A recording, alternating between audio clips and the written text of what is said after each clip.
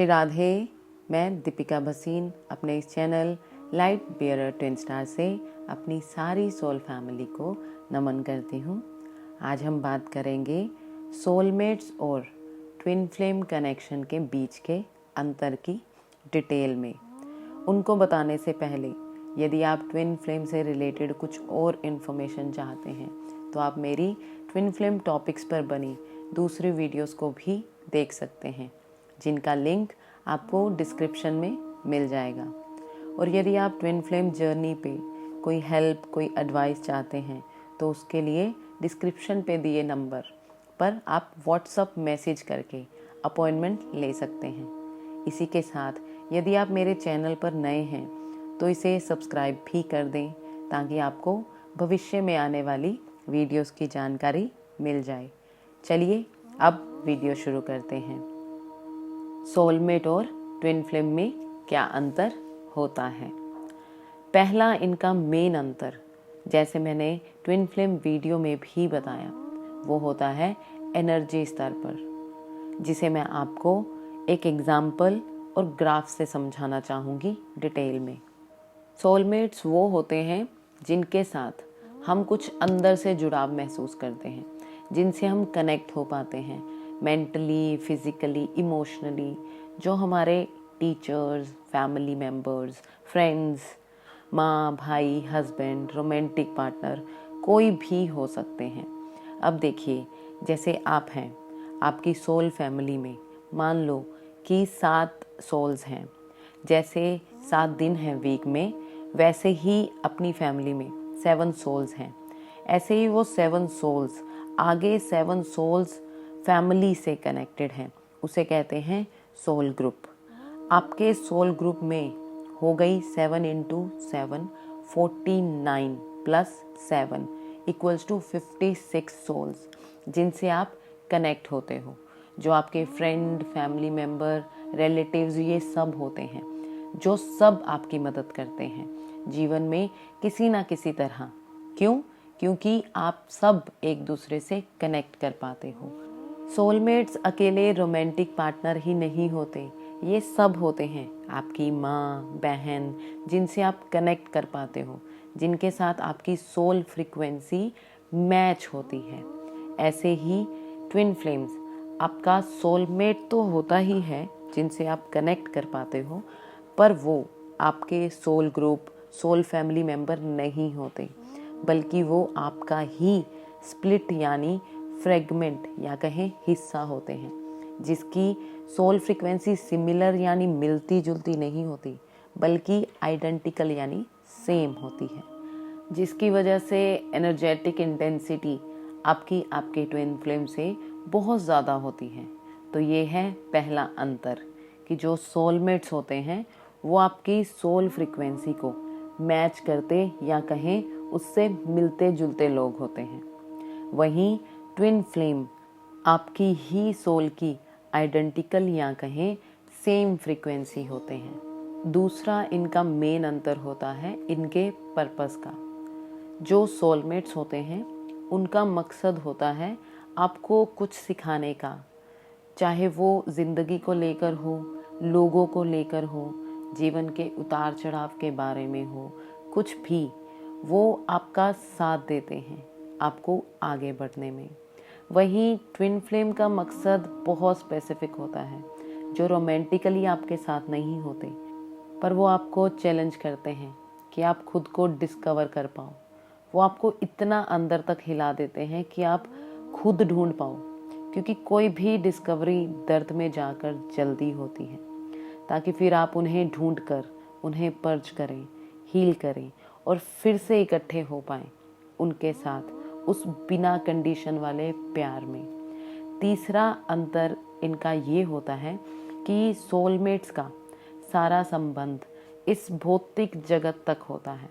वो आपका साथ देते हैं भौतिक जगत में, आपको आगे बढ़ने में मदद करते हैं, कई बार अध्यात्म में भी आगे बढ़ने में मदद करते हैं। छोटे में कहें तो ये बहुत हारमोनियस रिलेशनशिप होता है भौतिक जगत तक का।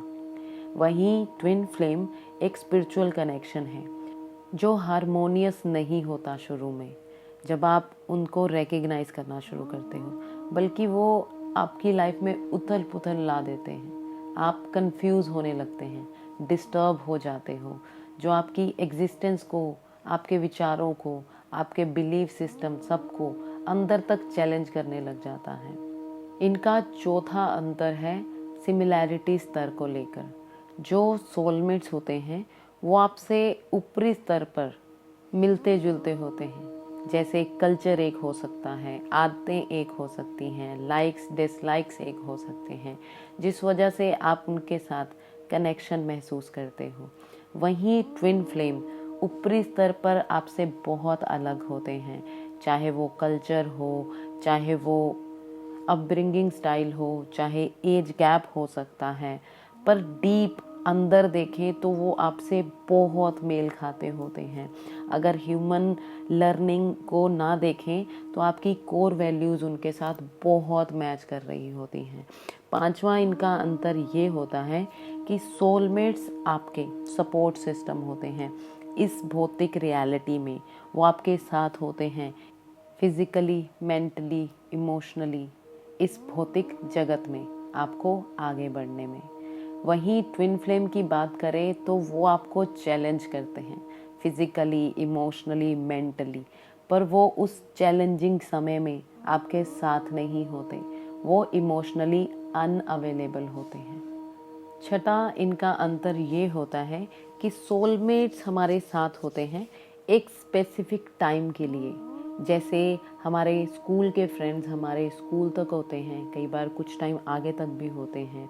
इवन रोमांटिक पार्टनर की भी बात करें, यदि एक भौतिक जगत छोड़ दे या किसी और कारण से आपके जीवन से चला जाए तो कुछ समय बाद दूसरा आगे बढ़ ही जाता है। यहाँ ये कह रही हूँ कि सोलमेट का जो टाइम पीरियड सबका अपना अपना, छोटा भी हो सकता है और बड़ा भी, पर वो परमानेंट नहीं होता।